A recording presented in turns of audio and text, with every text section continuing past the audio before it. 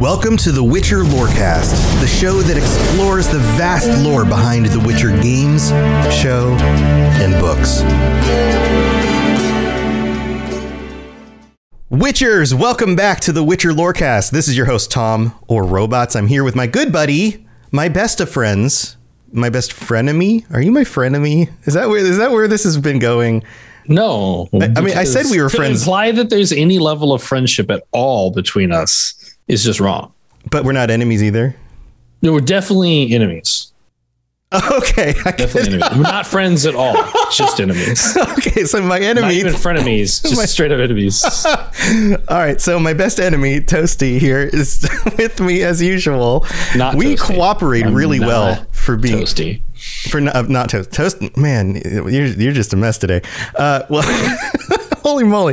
This has been a long day. For those of you who are listening to the audio version of this, we are close to the end. We're about 3 hours from the end of an all-day charity stream featuring Robots Radio hosts, and this has been awesome. So far, we've raised $670 for St. Jude for helping children fight cancer, which is amazing because that's such a good thing to fight against with donations to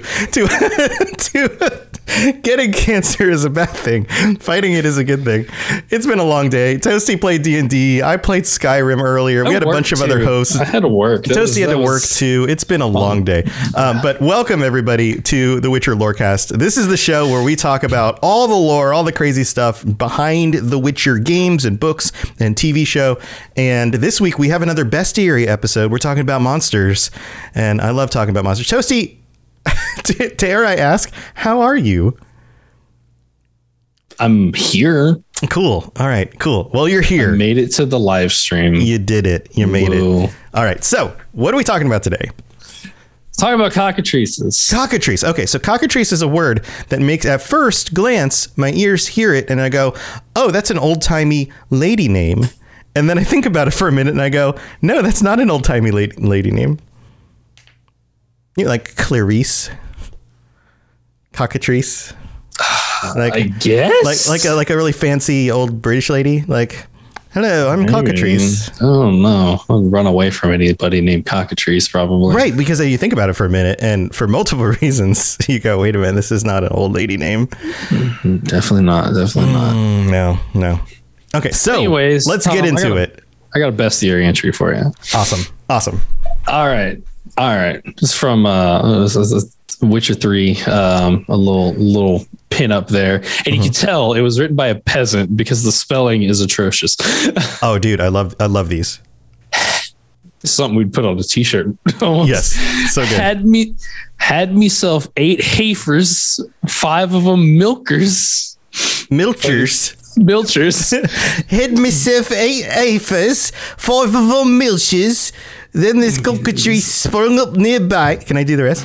Yeah, do it. Go ahead. Nearby. And now all it's got left dry patties in an empty field. Jethro, peasant from Pindall. Jethro, like Jethro Tull, like the band.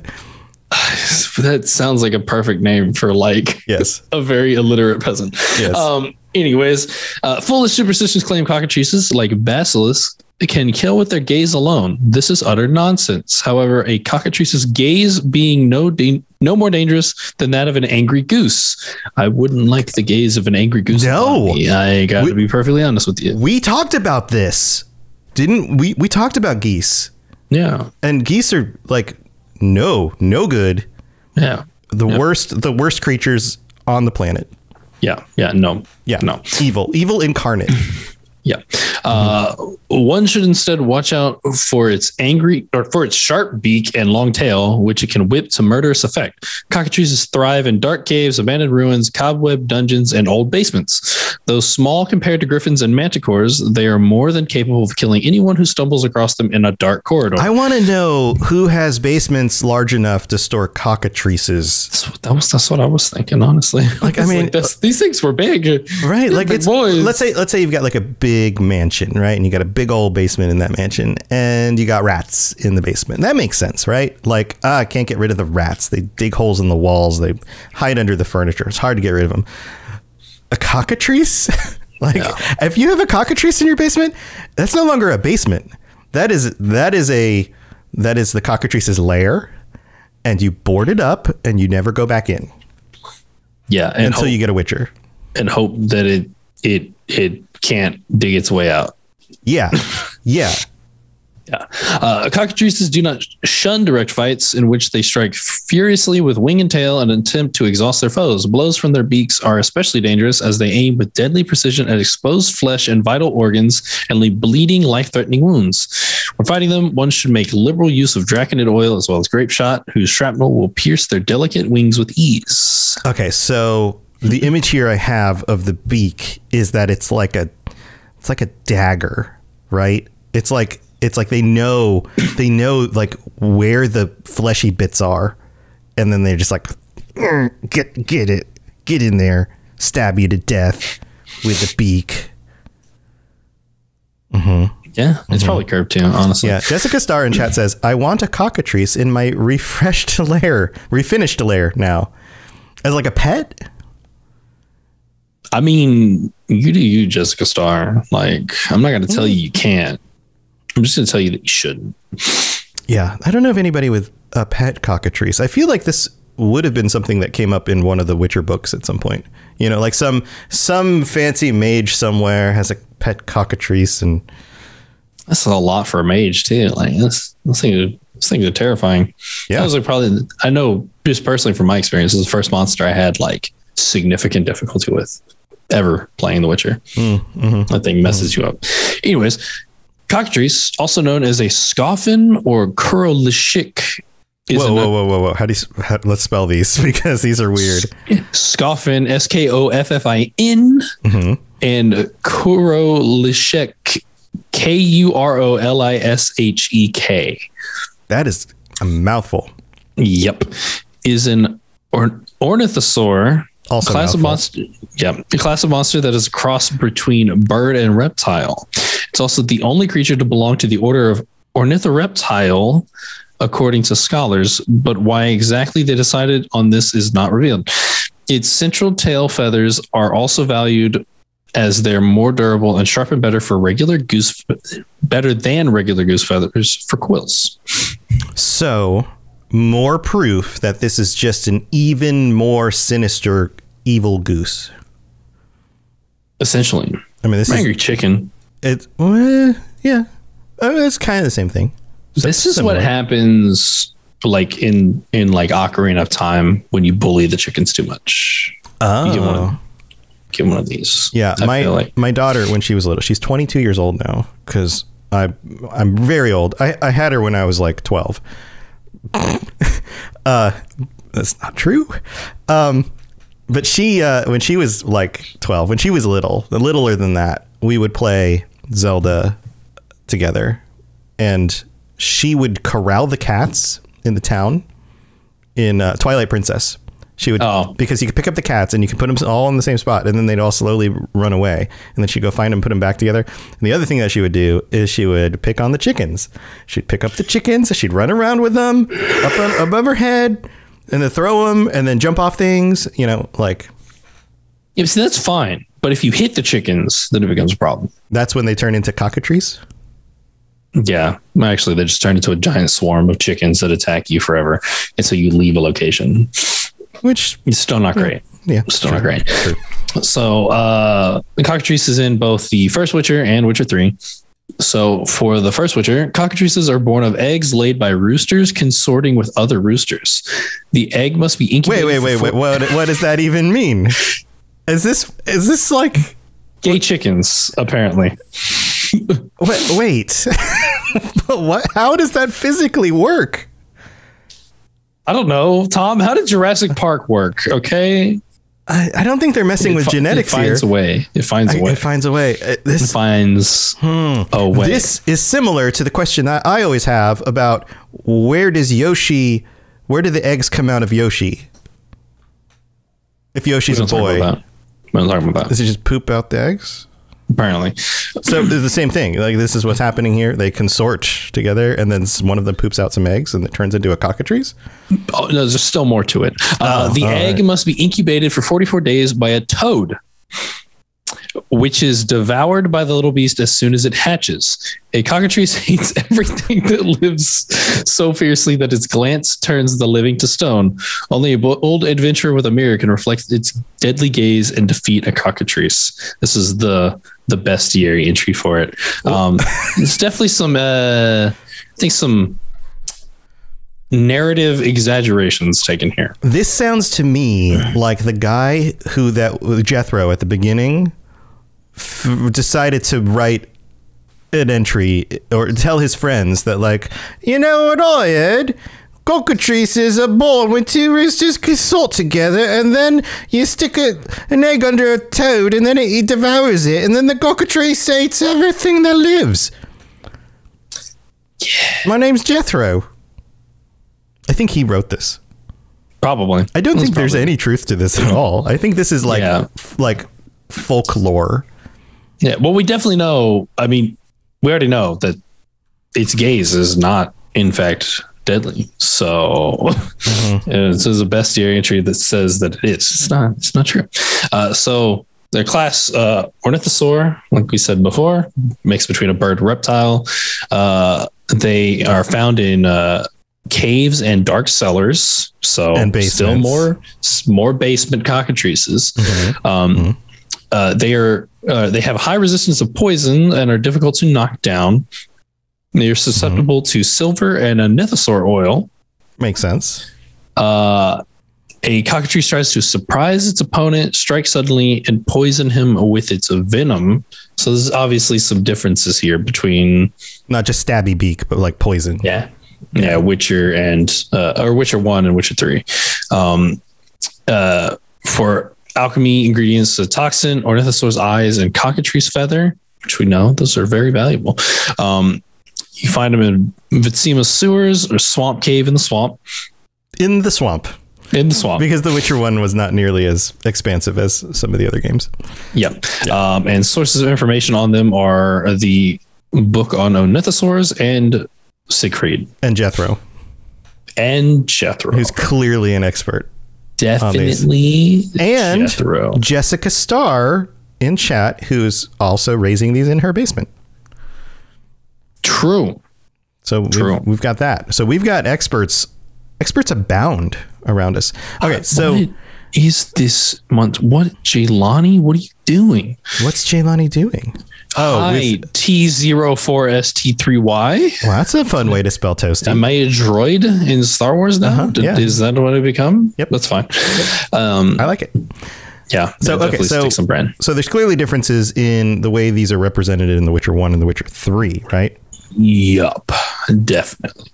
So in The Witcher 3, cockatrices are relatively rare. Other than Shrieker, there are only 2 known locations. A respawning version can be found north of Arret, between the small lake west of Yantra and the coast, and one can be found just northeast of Fornhalla on Ard Skellig, right above the large lake.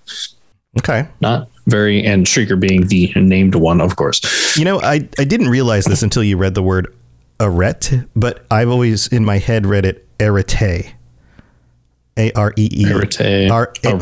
Maybe. Arette. Yeah, but I don't know why I have that pronunciation in my head. I have to go back and listen to see if somebody in the game even be Areta. Areta. Yeah. It's hard to tell.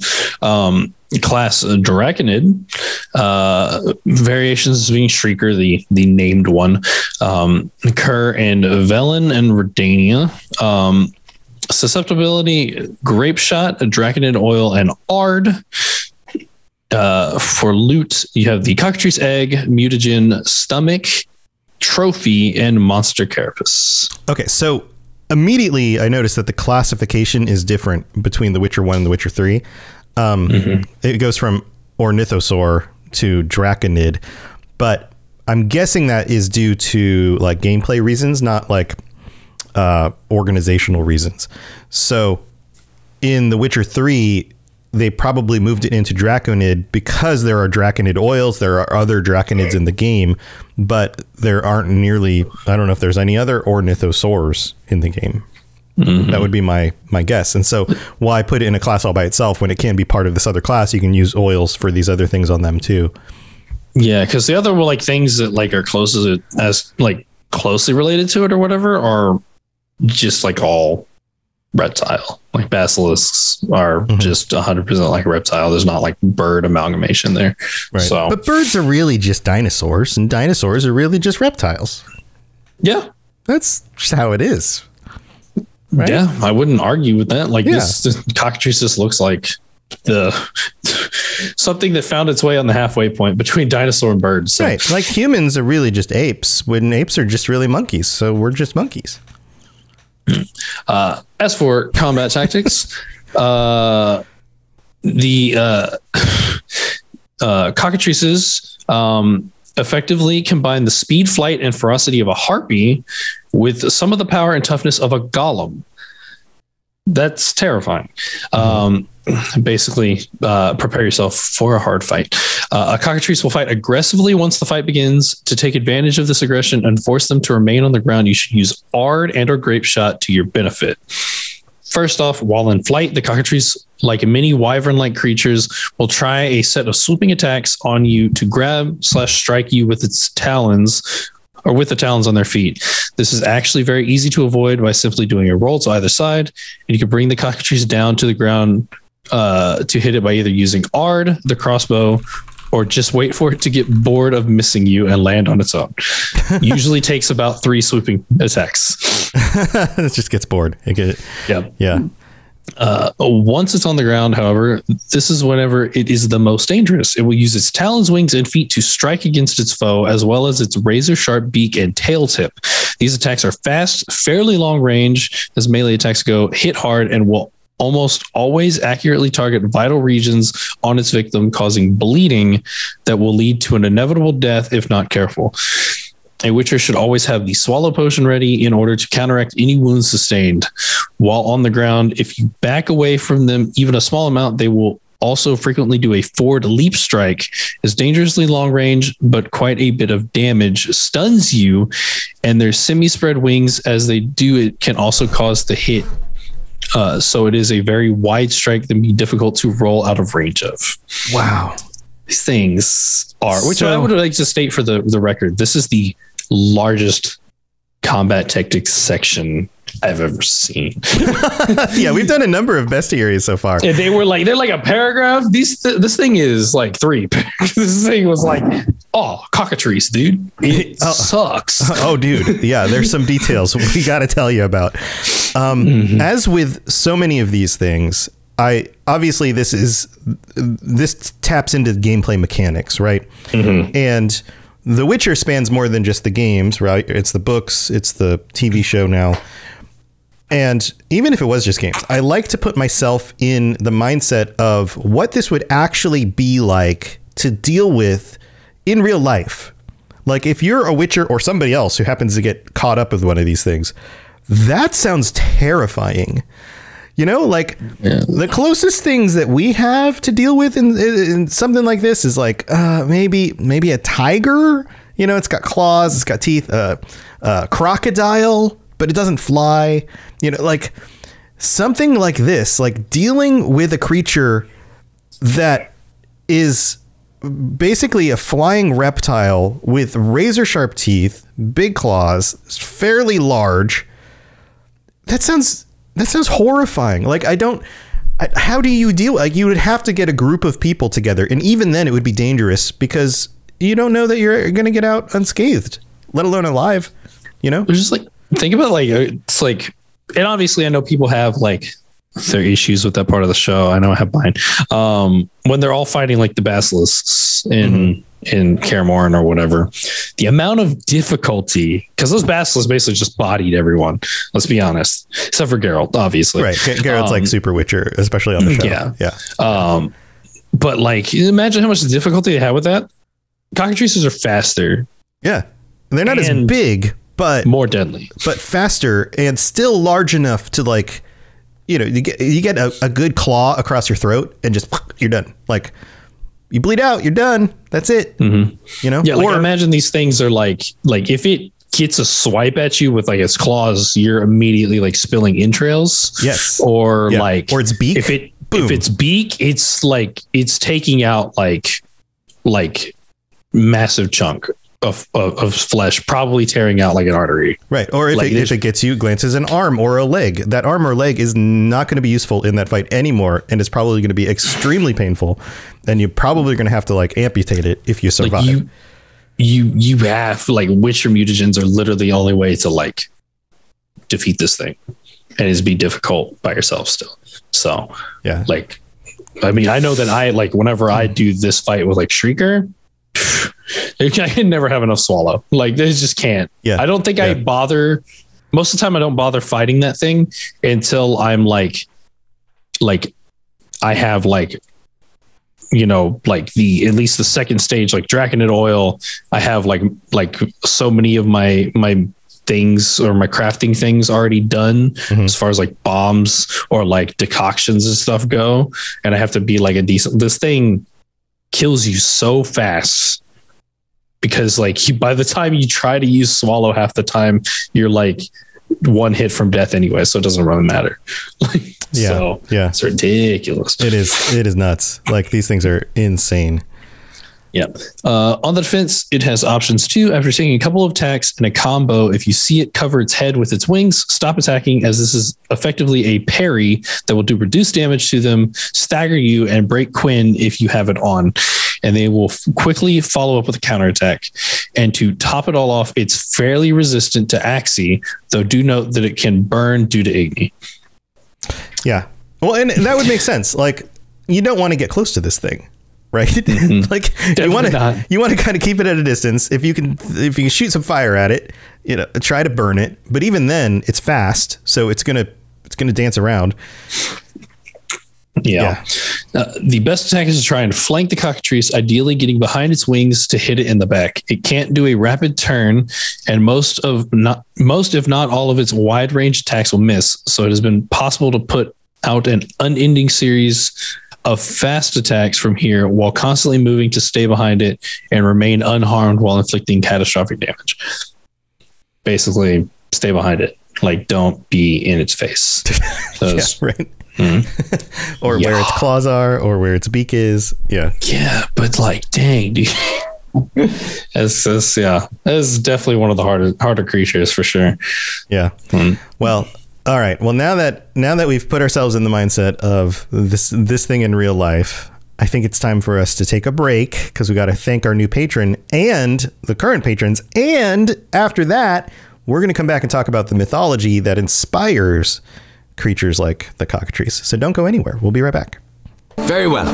Let us get this over with. Something has infested my vineyard. Great. Let me go prepare my something oil then. All right, here we are in the middle of the show. This is where we get to thank our patrons, and we have a brand new patron who just signed up today, WeezX.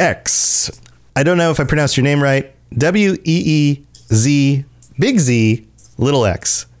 Welcome to the Patreon. Thank you for your support. We really do appreciate it. You and all 15 of our other patrons, or 15 total patrons, 14 of our other patrons, help us keep the show going. We really do appreciate it. We couldn't do it without you guys. Hey, Mr. Weez is in the chat. Welcome. Thank you so much. And we also have to shout out our higher vampires, Ben of Temeria and Jared M. Thank you so much to you guys. Also, as a reminder, if you'd like to get your words on the show and you leave us a rating, a 5-star rating on Apple Podcasts with a review, then we'll read it out on a future episode of the show. And you can leave a review on Spotify as well if you listen on there. Or if you don't listen on either of those platforms, but you have an account, you can do that as well. You can just go help us out, leave us some ratings. That would be amazing. If you'd like to join us on the Patreon, patreon.com/Witcher Lorecast is where you can do it. And one last thing I wanted to note is that this is part of our big charity stream for St. Jude. And it has been going amazing. So thank you to everybody who tuned in. We've been doing this all day over at twitch.tv/robotsradio. We've been highlighting a bunch of the different creators across the Robots Radio network. And if you didn't get a chance to check out the live stream that's running all day long, I will put the recordings of the stuff that we did up on the Robots Radio YouTube channel for you to check out.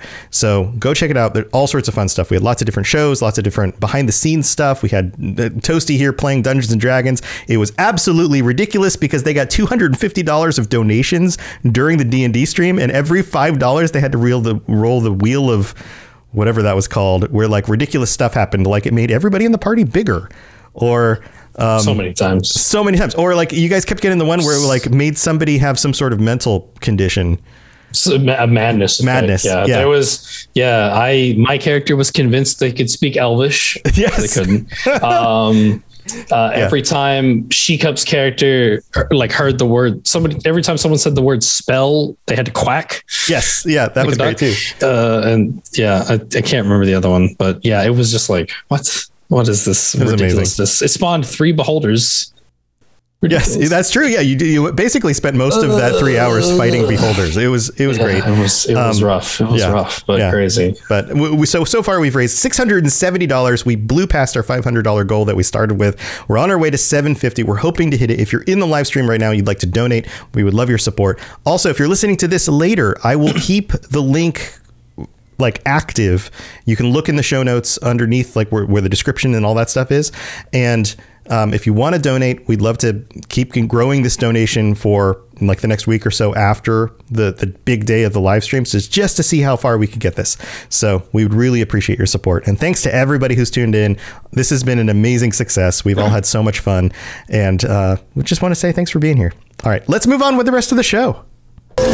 You smell of death and destiny, heroics and heartbreak. It's onion. Right, yeah. All right, Toasty. So this is, I mean, as fun as the beginning part is, talking about like the mechanics and the details of the creature, I really like the mythology stuff. So where does the origin of a cockatrice come from? So the cockatrice, or it's also referred to as a basilisk, which we know 2 different things in the Witcher games. So bit of a kind of thing, but generally in the mythology, they are considered about the same thing. And they, I believe they, from what I saw, it was kind of a little bit hard for someone to just like to find an article that was just like, hey, this is the foundations of the cockatrice / basilisk. Right. But I believe it's founded in Greek and Roman mythology. Yeah, a lot of this stuff does come from that. And it makes sense that these 2 things would be similar in their like reptilian qualities, right? Yeah. But there is like some extensions in other things, like some inspiration as far as like Egyptian mythology goes. And then I think I read something about how there's a representation of a cockatrice in the Bible or something like that, something similar. Yeah, there might be. I mean, there's definitely like weird creatures. There's definitely weird creatures in the Bible. I'm not familiar with the Bible, so I don't know for sure. Yeah. But anyways, a cockatrice is a legendary creature with the head and feet of a rooster, but the body of a dragon. Mm-hmm. These fearsome creatures played a popular role in folk mythology for many centuries, so many different ones. And some people harbored a secret belief that they might actually exist until around the 1700s. Which kind of makes sense with the finding of dinosaurs. Like, I've got all these theories about the concept of dragons and cockatrice and these kinds of reptilian creatures, and the fact that like we didn't really scientifically discover dragons until about 200 years ago, but that's because we had a community of scientists who were able to work together to define a thing and study it. But before that, people were coming across dinosaur bones. Mm-hmm. And they were probably like, what the heck is this? And they didn't realize that like they were the petrification process, why they were as hard as rocks, all of that stuff. So they couldn't tell how long they were dead or any of that stuff. They just seemed like these magical creatures that must exist somewhere nearby, and didn't realize that they were from millions of years ago. So I can totally understand how this would be one of those things that just kind of sits in the background of our culture for many different people groups across the entire globe. According to legend, a cockatrice hatches from an egg laid by a rooster, which is incubated by a toad or a snake. It's so weird. Yeah, it's definitely a weird one, but I have heard this like many times. The same thing with like basilisks as well. Like that's generally like how their origin is. These unnatural origins lead to a freak of nature, a nod to the lizard origins of modern birds. It is possible that the cockatrice was identified in the form of the fossilized remains of a precursor to the chicken. Yeah, so, because chickens were basically like little Tyrannosaurus Rexes. Like you go back far enough in the evolutionary process. Yeah. It may also, of course, have arisen entirely from someone's imagination, like many other mythical beasts. The concept of a cockatrice is closely related to that of a basilisk. Another monster with lizard-like characteristics. Both animals are capable of killing with their gaze, and they have the potential to kill or at least petrify their enemies when they meet with their eyes, even after death. I couldn't read for some reason. So if you kill them, you still don't want to look them in the eye. Yeah. So, and this is also kind of like is similar in the sense of like, Medusa and the other Gorgons from Greek mythology. Yeah, which, by the way, snakes in the hair. It's got that reptilian quality going on. I mean, although she was a woman shaped, I guess, the snakes in the hair thing connects to the whole reptilian thing here. I wonder if there's like correlations across that. There was, I did read something, was just browsing articles about being closely related to, or maybe even like inspired by the Gorgons. So, in addition, of course, the cockatrice would make a formidable enemy with the spurred feet and snapping beak of a rooster, along with an impressive size. In some cases, the cockatrice is also depicted with a dragon's wings, and some myths suggest that the animal is capable of flight. So obviously, as we know, they went with that one in The Witcher 3. They can definitely fly, and less dragon wings, more bird-like, but still very similar. Yeah. So I would just state for the fact, because I used to raise chickens when I was younger. That's what my family did a little bit of. So we had like quite a few roosters in our time.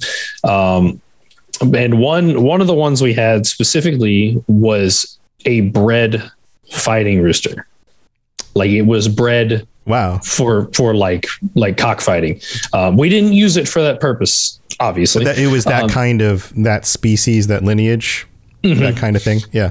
This thing, I was just think about the fact that like a rooster can mess you up with its spurs. Like a person, they can mess up a person pretty badly with their spurs. And that's generally like a regular rooster that's got like, average size ones. These fighting ones, this is how long the spur was on its foot. That's like what, 4 inches? Like for our listeners, like 4-inch long spurs on their feet. This is another thing that a lot of people don't realize is that the average chicken in the United States in like the 1940s, 1950s was one of these like really large ones. I don't know the name of that species. They're really big chickens, and it hasn't been until like the last, I don't know, several decades that the average chicken is one of these, like the smaller species that looks kind of plump and round, as opposed to the ones that stand real tall. Like there are chickens out there that are, stand like 2.5 feet off the ground. Like this one wasn't. So mine specifically wasn't big. My other rooster, which was just like standard, was twice the size of this rooster. And the fighting one was smaller but has bigger claws. Wow. Yes.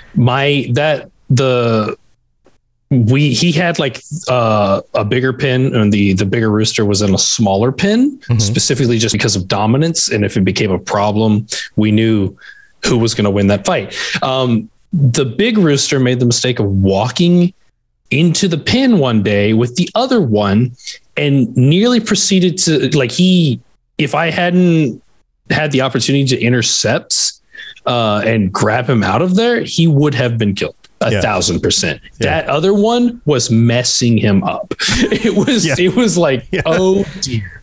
So now imagine this as the size of like a dragon hitting you with spurs that maybe 2 feet, 3 feet long. Yeah, no way.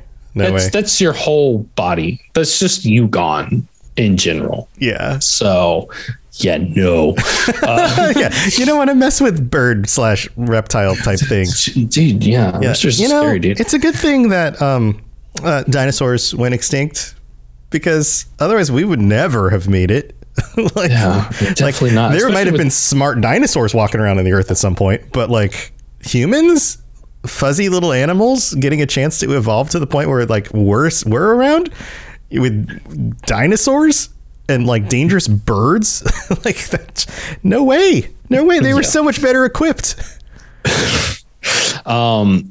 The word cockatrice comes from the Latin calcare, to tread. The name may have been chosen to differentiate a cockatrice from a basilisk, since cockatrices have legs allowing them to walk. Basilisks, on the other hand, slither like snakes, and they have several other distinguishing characteristics as well. Some people mistakenly believe that cockatrice is a corruption of crocodile. This is simply not the case. The word crocodile is Greek, and it translates as pebble worm. That's so weird. But the whole thing about basilisks not having legs, this is like the mythology side of it. Obviously, when it comes to these creatures in the Witcher universe, there are some differences between the mythology and the way that they actually look. Yeah, the basilisk is definitely more reptilian, like is between like just the appearance and having a more reptilian features plus like the venom on top of that, whereas the cockatrice doesn't. It's just like the bleeding effects. But yeah, but on a whole, like we've seen a lot of these creatures when we get to the lore stuff and we go, wow, the lore is very different. You could tell where they took certain things and like worked it into the Witcher universe. But on average, there are a significant amount of changes. So, for example, like a Leshen, right? Like the creepy old man in the woods turning into a tree thing that changes form. Like you can tell that there's a progression there from one to the other. These, on the other hand, both seem very similar, except for some very small details. Yeah, and I think this is the same thing in The Witcher. Like, I mean, they're very similar, but for small details, essentially. But from the from mythology to what they are in The Witcher. Oh, okay. Like you have creatures that are, like for example, basilisk is pretty similar. It just has legs in The Witcher, right? Yeah. Like a cockatrice is very similar to this description, just slight differences. Yeah, and I know it's like, I mean, because you all again with mythology and like constant interpretations of like, I mean. I don't know, you've seen it, and I'll relate it back to Medusa specifically, just because that was, such similarities there between like abilities. With Medusa, you see her like depicted often as just like a woman with snake hair, but then other depictions you see her where she has like the body of a snake as well. Right. Right. The back tail part, like from the waist down, becomes like a long tail. Yeah. Yeah. And then she has like scales and things, and there's like different variations on that. So, and this is like kind of a lot of the monsters we see also with like have like a strong foundation as far as like Slavic mythology, which they pull a lot of their stuff from. Mm-hmm. This one doesn't seem to really have any roots in Slavic mythology, like 100% something else like Greek, Roman. So, yeah.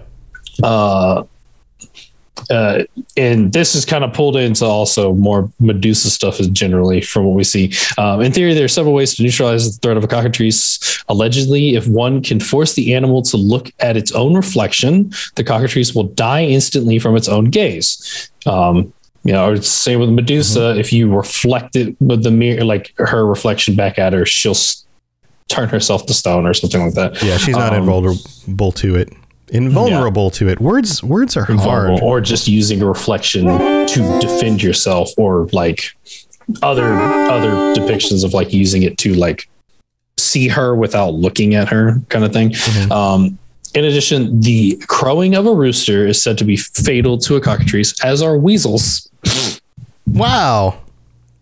There's like this article that I found this information in didn't specify what part of weasels. They didn't specify how weasels are fatal. Well, there are those types of creatures that are good at hunting things like snakes or birds, right? because they kind of they outsmart them and outmaneuver them. But that and just like hearing a rooster. Yeah, you'll never find me underestimating the might of a mustelid. Okay. But if it's a regular sized weasel and this thing is the size of a dragon, I am curious to know what that means. Like, how is it like a mouse and an elephant where like the elephant just gets freaked out by it and just can't handle it? Maybe, or maybe in the terms of like 100 weasels. It's a preventative measure because weasels often, or just like types of mustelids or whatever, often steal the eggs of snakes out of their nests and then they will eat them. Right. Is it like it just yoinks the cockatrice egg before it hatches and then eats it, and so the cockatrice is never born? Yeah, they can't keep, not a problem. Yeah, they can't keep their population up, so eventually they die out. Yeah. Some of these beliefs also hold true in the case of a basilisk. Avoiding a potential encounter with such a creature is obviously the best course of action. Nice. All right. Yeah, so if you're just walking out and you run into a cockatrice, just you know what I want? Get gone. You know what I want in the next Witcher game, the Witcher 4 or whatever. I want the ability to buy a weasel from like a shopkeeper in a city when you have to go hunt down a cockatrice.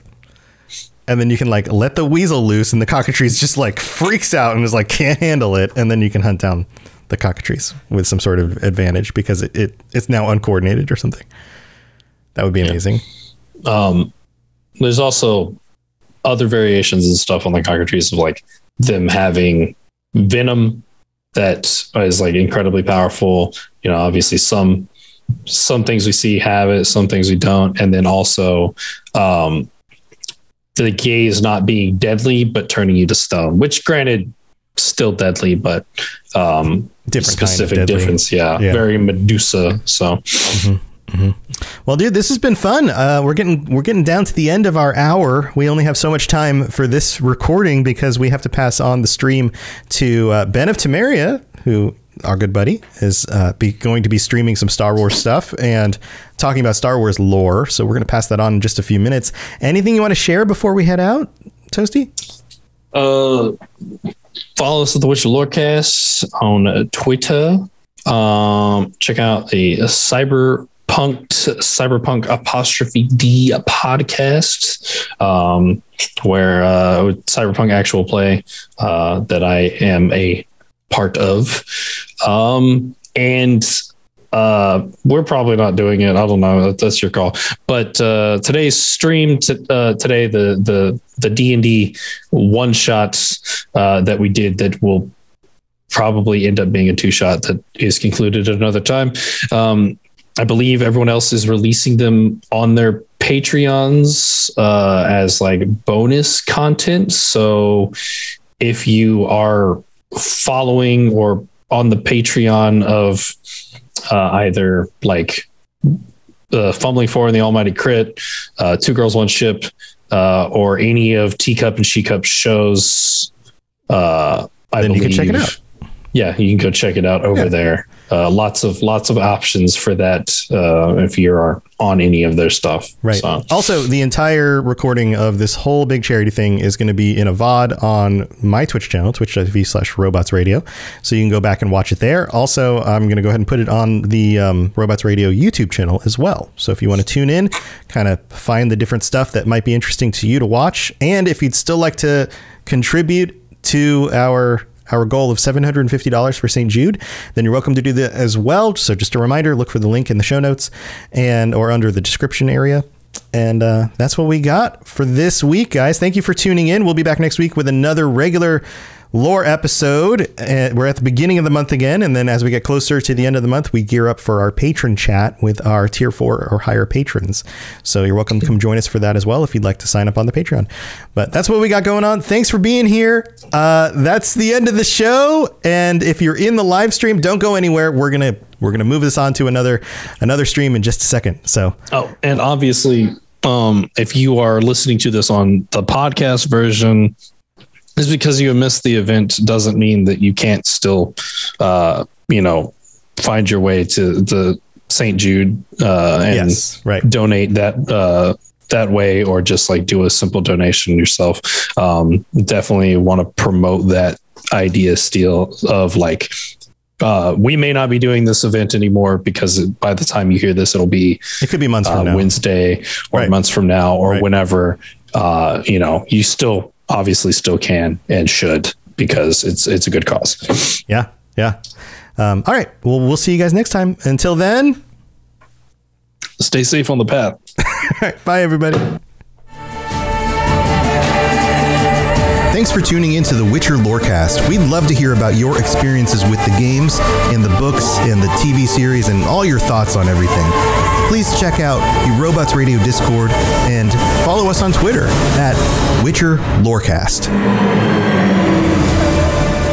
You've been listening to a Robots Radio podcast. Smart shows for interesting people. Check out all the shows at robotsradio.net.